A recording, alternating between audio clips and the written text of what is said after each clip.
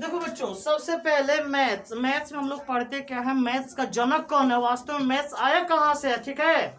ये ध्यान समझना, मैथ्स को हम हिंदी में क्या बोलते हैं बच्चों, गणित। क्या बोलते हैं बच्चों, गणित। मैथ्स को हम हिंदी में गणित कहते हैं, ठीक है।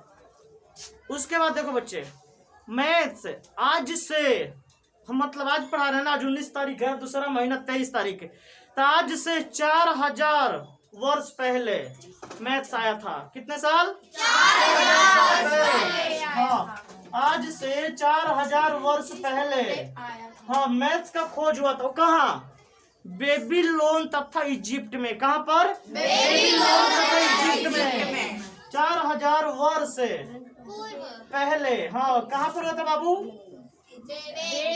बेबीलोन तथा इजिप्ट। मैथ्स का हिंदी में हम गणित कहते हैं। मैथ्स का खोज आज से 4000 वर्ष पहले इजिप्ट में हुआ था, बेबीलोन में। समझ में आया? Yes sir. उसके बाद बच्चों देखो, दुनिया का जिसे हम लोग जानते हैं कि मैथ्स का जनक किसे कहा जाता है, मैथ्स का पिता वास्तव में कौन है, तो मैथ्स का जनक जनक मतलब पिता किसे कहा जाता है बच्चों, आर्किमिडीज को। किसको, आर्किमिडीज को। लेकिन अगर यही पूछे कि भारत में मैथ का जनक कौन है, वास्तव में आर्यभट्ट। कौन जनक है,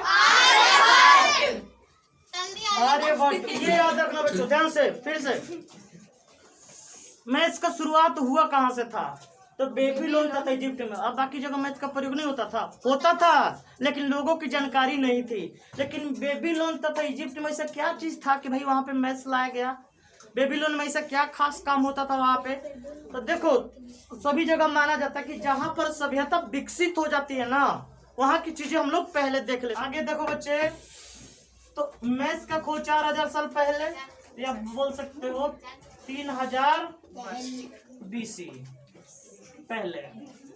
BC को बोलते हैं बिफोर क्राइसिस। समझ में आया? तो बिफोर मतलब पहले, क्राइसिस मतलब उससे भी पहले। तो कहने का मतलब जब ईसा मसीह का जब जन्म हुआ था, तो कब, ध्यान से सीखना, 0 वर्ष चल रहा है, अभी 2023 चल रहा है ना, अब ये 0 वर्ष, इससे भी पहले 2500 वर्ष। तो समझ में आया, इसे यहाँ ईसा मसीह का जन्म। तो बच्चों ये ध्यान रहा तुम लोग का कि मैथ्स में ये सबसे पहले कब खोज हुआ था, 4000 वर्ष पहले। किसी से पूछ देना ना, कोई बता ही नहीं पाएगा कि मैथ्स वास्तव में आया कब था। कहाँ खोज हुआ था, बेबीलोन में। और मैथ्स में कहा सबसे पहले जो हुआ था कौन था, जनक, आर्किमिडीज था। लेकिन अगर भारत आर्यभट्ट है, तो हम लोग पढ़ते क्या क्या है। और वास्तव में जो मैथ्स है वो हिंदी में गणित है, लेकिन मैथ जैसे हम तुम लोग को सिखाए हैं, हिंदी क्या होता है, इंग्लिश क्या होता है, उसी तरीके से मैथ्स क्या होता है। देखो, गणित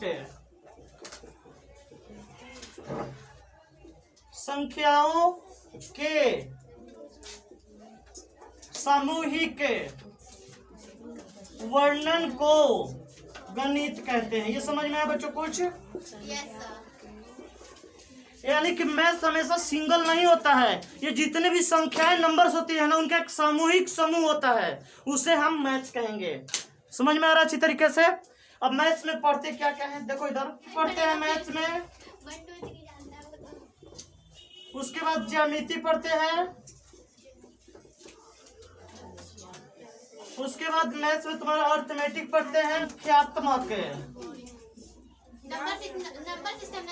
हाँ, संख्या पद्धति होता है, वो वाला होता है। उसके बाद संख्यात्मक के साथ हम लोग पढ़ते हैं बच्चों बीज गणित। क्या पढ़ते हैं, बीज गणित। उसके बाद बच्चों हम लोग पढ़ते हैं मेंसुरेशन। मेंसुरेशन को हिंदी में क्या बोलते हैं हम लोग, क्षेत्रमिति। क्या बोलते हैं बच्चे, क्षेत्रमिति। तो ये सब समझ में आ गया कि हमारे ये सब क्या है, मैथ्स का ये सब हमारा पार्ट्स है। मैथ्स के पार्ट्स में त्रिकोणमिति तुम्हारा 8 क्लास से मिलेगा, ज्यामिति भी 7 से मिलेगा, संख्यात्मक हमारा पहली क्लास से शुरुआत हो जाता है।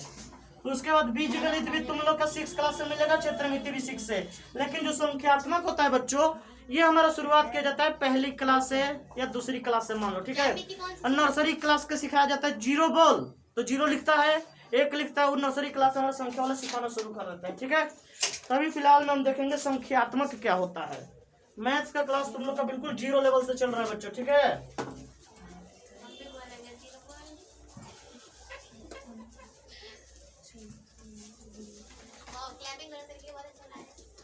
देखो इधर ध्यान से।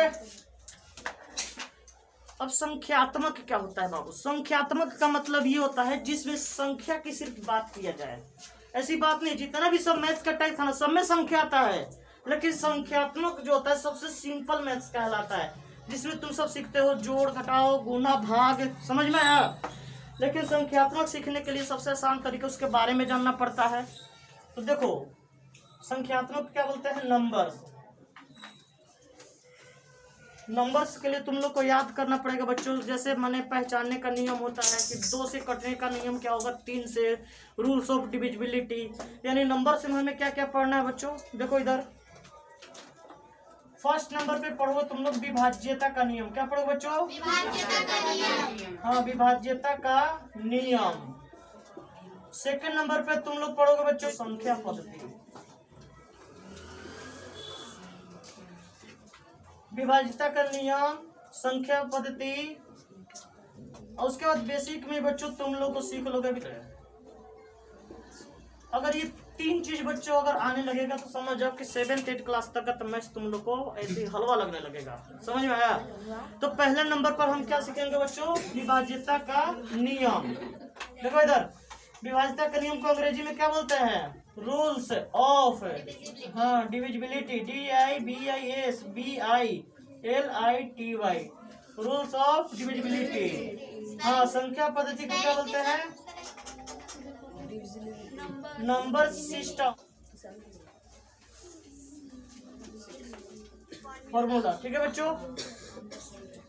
तो देखो चाहे तुम ये पढ़ लो कोई फर्क नहीं है, लेकिन इससे तुम लोग का आसान तरीका आएगा कौन सा? नंबर सिस्टम से समझ में आएगा। कौन सा system? Number system. Number system में सभी बच्चों को बताया गया है कि सम संख्या क्या होता है। क्या होता है? सम संख्या। सम संख्या को अंग्रेजी में क्या बोलते हैं बच्चों? Even number.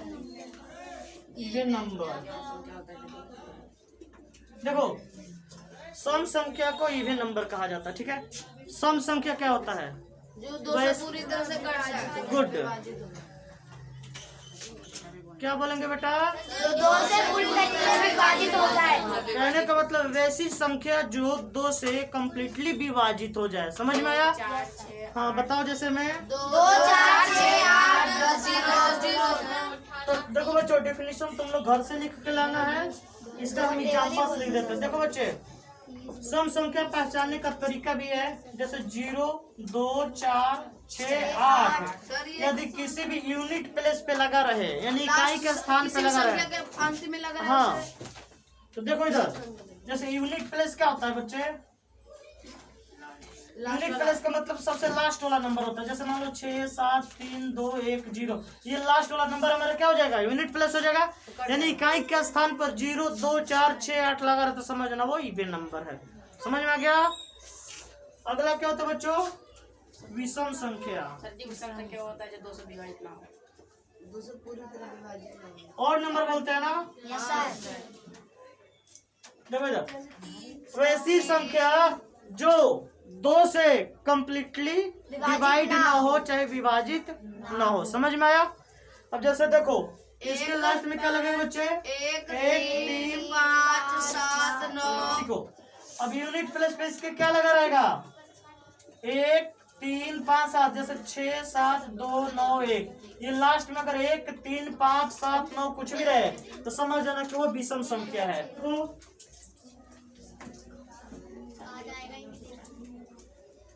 प्राकृत संख्या क्या होता है बच्चे? अंग्रेजी में क्या बोलते हैं? Natural number. जैसे 1 से लेकर अंतिम जहाँ तक। हाँ देखो बच्चे ध्यान से, गिनती की संख्याओं को प्राकृत संख्या कहते हैं। गिनती की संख्या क्या होती है बाबू? जैसे छोटे बच्चों को सिखाया जाता है ना 1 से 1 2 3 4, जरूरी नहीं 100 तक, जितना मर्जी उतना सिखा दो उसको। तो कहने का मतलब क्या हुआ? यानी ये 1 से शुरुआत हो, 1 2 3 4, बीच में कोई कटेगा नहीं। ठीक है? इस तरीके से तुम्हारा लेटा हुआ 8 तक जाएगा। लेटा हुआ 8 को हम क्या बोलते हैं? इन्फिनिटी, यानी अनंत बोलते हैं। क्या बोलते हैं बच्चों? अनंत तक, यानी इसका कोई अंत ना हो। यानी 1 से शुरुआत करो और लिखते चलते जाओ, पता नहीं कितना कॉपी पेज किताब सब भर जाएगा लेकिन खत्म नहीं होगा। ये हमारा प्राकृत संख्या। उसके बाद होता है पूर्ण संख्या। पूर्ण संख्या 0 1 2 3 4। पूर्ण संख्या क्या बोलते हैं अंग्रेजी में? सर बोल नंबर। Whole number. देखो बच्चों, ये तो सब सेम रहेगा लेकिन इससे पहले वाला 0 लग जाएगा। तो डिफिनीशन पूर्ण संख्या क्या होता है बच्चे? अभी मैंने बताया होल नंबर अंग्रेजी में बोलते हैं, यानी कि जो प्राकृत संख्या से पहले अगर हम 0 लगा देते हैं तो हमारा क्या हो जाएगा? पूर्ण संख्या। अब क्वेश्चन यहाँ से आएगा, क्या सभी प्राकृत संख्या पूर्ण संख्या हो सकती है? हो सकती है, क्योंकि सभी प्राकृत संख्या को उठा कर अगर इसमें शिफ्ट कर देंगे तो आ जाएगा ना। तो हम क्या बोलेंगे? सभी प्राकृत संख्या पूर्ण संख्या हो सकती है, परंतु सभी पूर्ण संख्या प्राकृत संख्या नहीं हो सकती। यहाँ से क्वेश्चन हर बार आता है क्लास 9th में, समझ में आया? आगे ध्यान दो। उसके बाद पूर्ण संख्या के बाद आता है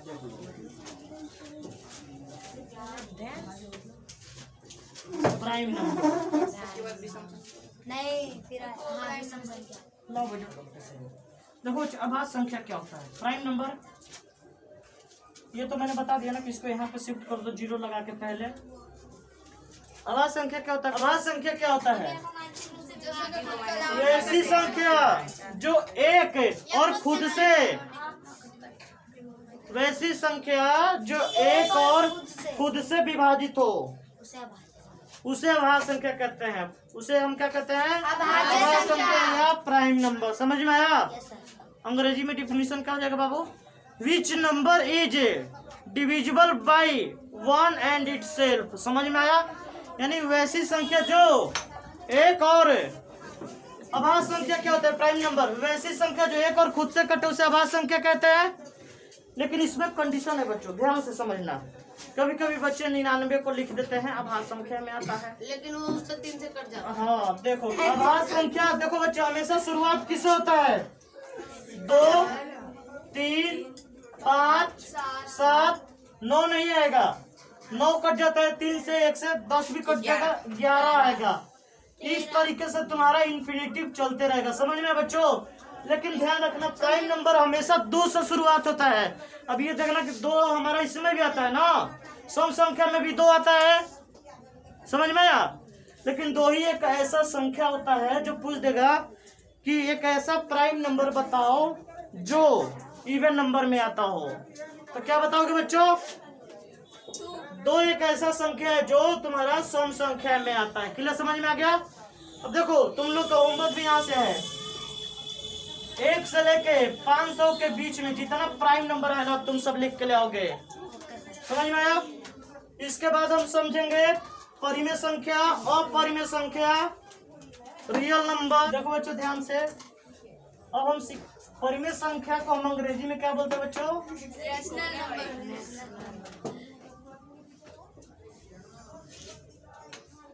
परिमेय संख्या को हम अंग्रेजी में रेशनल नंबर कहते हैं।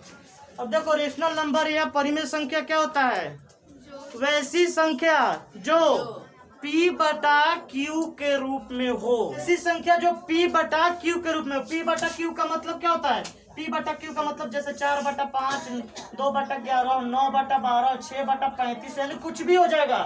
कहने का मतलब वैसी संख्या जो P/Q के रूप में हो, परंतु Q नॉट इक्वल टू 0। ये भी याद रखना इसमें डिफिनीशन में ही, Q नॉट इक्वल टू 0, यानी कि 0 के बराबर न हो। यानी कभी भी 2/0 हो नहीं लिख सकते, 6/0 हो नहीं लिख सकते। यानी नीचे जैसा ही हमारा 0 आ जाएगा वो हमारा परिमेय संख्या नहीं हो सकता। अब क्लियर? समझ में आ गया परिमेय संख्या? अगला देखो अपरिमेय संख्या। अपरिमेय संख्या, अपरिमेय संख्या क्या बोलते हैं? Irrational number. Irrational number. देखो इरेशनल नंबर क्या होता है बच्चों? इसमें ये ऐसा कंडीशन नहीं है कि वह P/Q के रूप में हो। ये किसी रूप में फॉर्म में नहीं होता है, ये हमेशा रूट के अंदर में दर्शाया जाता है। किस में दर्शाया जाता है बच्चों? रूट के अंदर में दर्शाया जाता है। रूट क्या होता है? ये ये रूट, ये होता क्या वास्तव में, कोई बताएगा?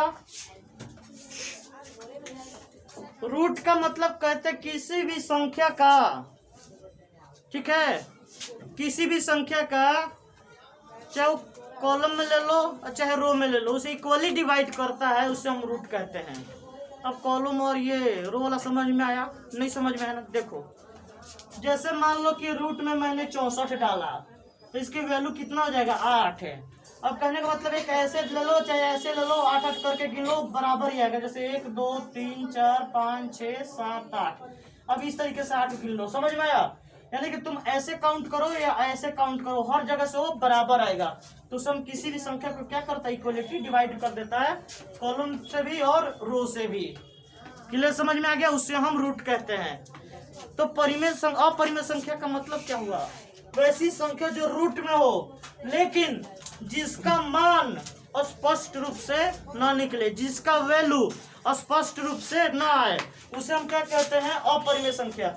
जैसे देखो सभी बच्चों ध्यान से देखना, जैसे रूट 1 का वैल्यू 1 आएगा, रूट 2 का वैल्यू अलग होगा, रूट 3 का वैल्यू भी अलग होगा, रूट 4 का वैल्यू हमारा 2 होगा, रूट 5 का वैल्यू अलग होगा, ठीक है, रूट 6, रूट 7, रूट 8, रूट 9। यानी कि जिसका एग्जैक्ट वैल्यू हमारा आ जा रहा है ना, वो हमारा अपरिमेय संख्या हो ही नहीं सकता। समझ में आया? यानी अपरिमेय संख्या कौन हो जाएगा? जिसका वैल्यू हमारा साफ साफ ना आए, वो हमारा क्या आ जाएगा? अपरिमेय संख्या। अपरिमेय संख्या में किसी को डाउट है हमारा? अगले हम सीखेंगे रियल नंबर। क्या सीखेंगे बच्चों? Real number. हाँ, रियल नंबर।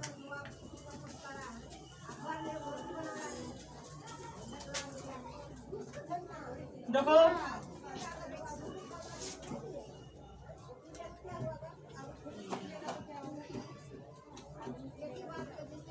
रियल नंबर को बोलते हैं वास्तविक। रियल नंबर वास्तविक संख्या होता है। और वास्तविक संख्या क्या होता है? ध्यान समझना, all positive number is called real number. सीधा सीधा जितने भी तुम्हारा पॉजिटिव नंबर होगा ना, सब तुम्हारा रियल नंबर कहलाएगा।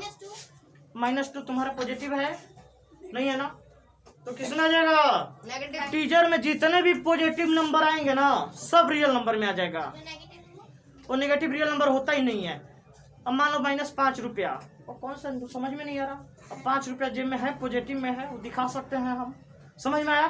तो रियल नंबर का हम कभी हमें चर्चा बहुत कम करते हैं। बस ये समझना तुम लोग कि जितने भी पॉजिटिव नंबर होगा ना बच्चों, वो सब रियल नंबर। पॉजिटिव नंबर में तुम लोग को क्या हो जाएगा? ऑड आ जाएगा, इवन आ जाएगा, प्राइम। बाद में बच्चों ध्यान रखना, अभी रेशनल नंबर, इरेशनल नंबर, कहने का मतलब जितना इसमें तुम लोग को अभी बताया है, जितने भी पॉजिटिव वाला जो पार्ट्स होगा ना, वही हमारा रियल नंबर में आएगा। अगला देखो, इंटीजर क्या होता है? इंटीजर्स नंबर वैसी संख्या जो संख्या रेखा पर दर्शाया जाता है। समझ में आया? और संख्या रेखा पर कौन कौन से हम नंबर्स को दर्शा सकते हैं? इंटीजर्स में कोई रोक टोक नहीं है। इंटीजर्स ऐसा है जो सबको अपने साथ में लेकर चलता है, चाहे निगेटिव का हो, चाहे पॉजिटिव का हो, चाहे वो भी नहीं। तो कहने का मतलब क्या होता है इंटीजर्स में? जैसे कि 0 हो गया बीच में, इधर वाला पॉजिटिव, इधर वाला निगेटिव, कहता है इंटीजर जो कहता है कि तुम सब हमारे साथ में आ जाओ, हम अपने साथ रख लेंगे। लेकिन ये रियल नंबर कहता है कि हम इसको लेंगे ही नहीं भाई, निगेटिव वाला को। ठीक है? नेचुरल नंबर रूट का इस पे पॉइंट कर सकते हैं? हाँ, कर सकते हैं। देखो इधर तो इंटीजर से हमारा इधर क्या होता है? -1, -2, -3, -4, -5, ये 0 रहता है। इधर +1 2 3 4 5, इधर लेटा हुआ 8 बना लो, यानी इन्फिनिटी बना। इधर माइनस लेटा हुआ 8 बना लो, यानी कि माइनस में अनंत तक जाएगा। तो इंटीजर अपने साथ सबको रखता है, लेकिन रियल नंबर जो है अपने साथ सबको नहीं रखता, सिर्फ पॉजिटिव वाला को रखता है। ठीक है? तो तुम लोग को लगभग समझ में आ गया, नंबर्स के बारे में अच्छी तरीके से सीख गया। अभी देखना ध्यान से सब,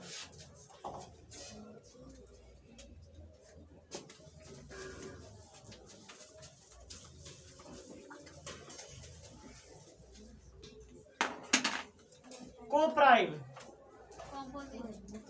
को प्राइम को हिंदी में क्या बोलते हैं? सहभाज्य संख्या सहअभाज्य जिसका HCF सीधा सीधा जिसका HCF 1 आ जाए वो तुम्हारा को प्राइम नंबर में आ जाएगा। समझ में आया? और जैसे HCF कैसे निकालते हैं पता ना तुम सबको? जैसे 2 और 3 का HCF निकालना, 6 और 9 का HCF निकालना, 15 और 14 का निकालना। कहने का मतलब कि जिसका HCF अगर 1 आ जाएगा तो तुम्हारा को प्राइम में आ जाएगा। ठीक है।